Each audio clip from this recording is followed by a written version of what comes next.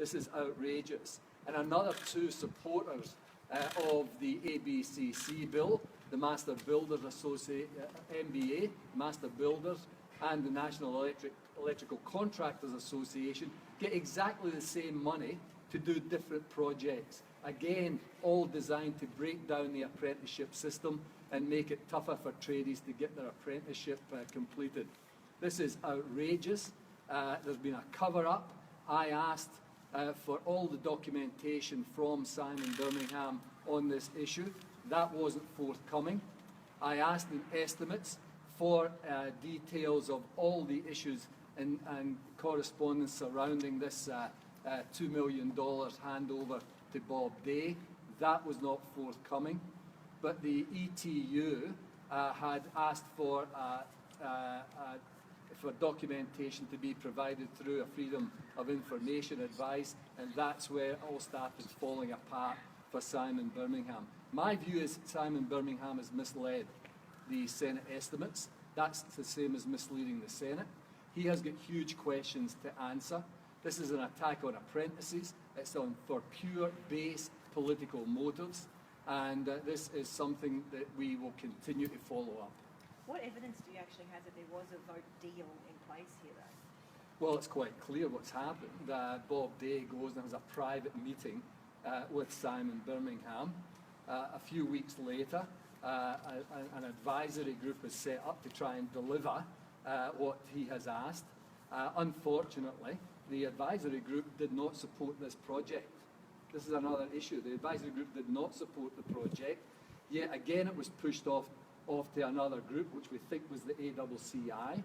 And the ACCI comes back, the department then says we should provide $2 million to Bob Day. Now, Bob Day should not be in the Senate now. Bob Day has indicated clearly himself that it's intolerable for him to be there. Add this on top of his ripping off of both subcontractors in the industry and people battling to build a house. This guy has got no credibility. This government has got no credibility. They should not accept any vote for Bob Day, because what they've done is set up another bribe for Bob Day to continue to support their legislation. That's not acceptable, not good enough, and it's a scourge on democracy in this country. You said that Senator Day got the money, but he didn't get the money, did he? He went to the training college. He got no personal financial benefit. All the documentation says that this is Bob Day's ask of the government. Yeah, but the money, if you just let me finish, the money was then sent to his pet project, a project that he was a director on for 10 years and chairman of that project. So the money was for his pet project. That's where the money went. Just on the government's changes to visa laws for asylum seekers to try and come to Australia by boat, it seems like Labor's not ruling out supporting that. Oh, look, I agree with Bill. This Bill Shorten. This is an absolutely ridiculous proposition. This is about the government. This is about the government and Malcolm Turnbull being too weak and too jelly-backed to stand up to the right wing of his own party. You've just got to look at what the report in the Herald this morning, where Liberal members are calling for a blanket immigration ban. They're putting forward motions calling migrants criminals and bastards. This is a problem not for Bill Shorten, not for the Labour Party, but for Malcolm Turnbull, a guy who has got no credibility as a Prime Minister, who is failing every day. I mean, if this guy was running in the Melbourne Cup today, you'd say good bloodline, pulling to the right and heading for the Knackers yard. That's where this guy's heading.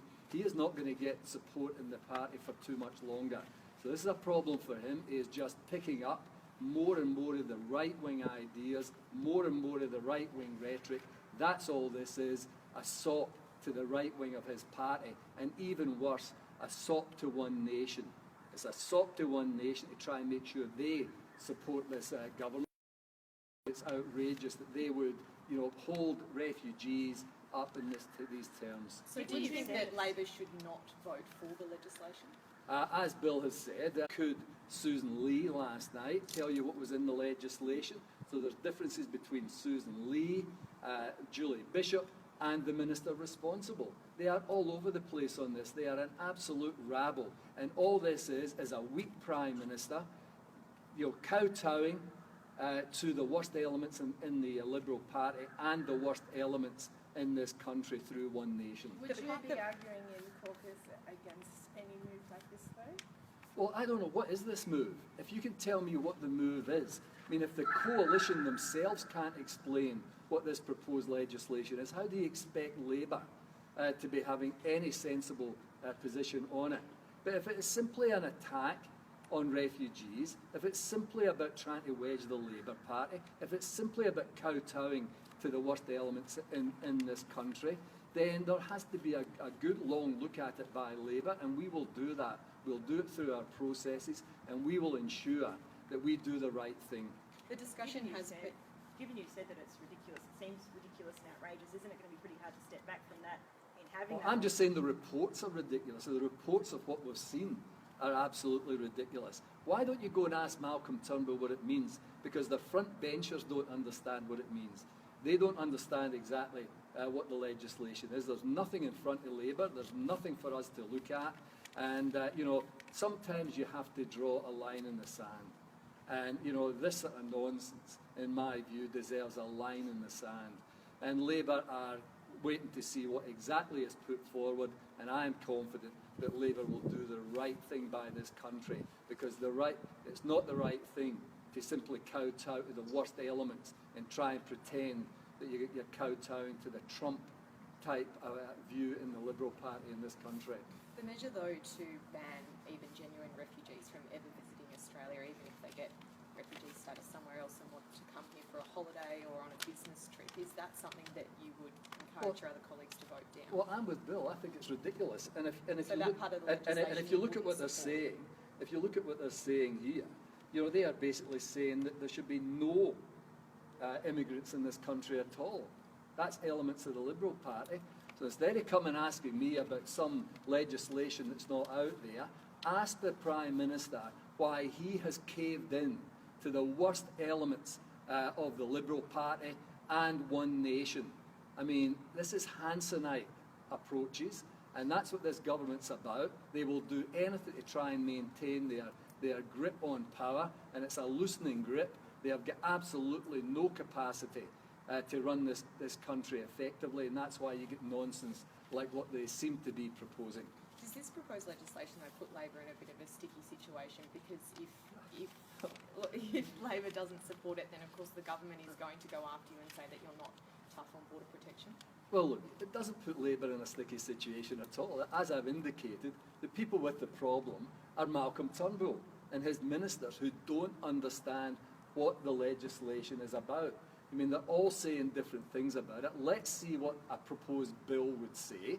And in my view, it simply is an indication that Malcolm Turnbull is desperate, that Malcolm Turnbull is clinging on to power by the skin of his teeth, that Malcolm Turnbull has got no backbone to stand up to the right wing of his party, and now he's capitulating to Hanson.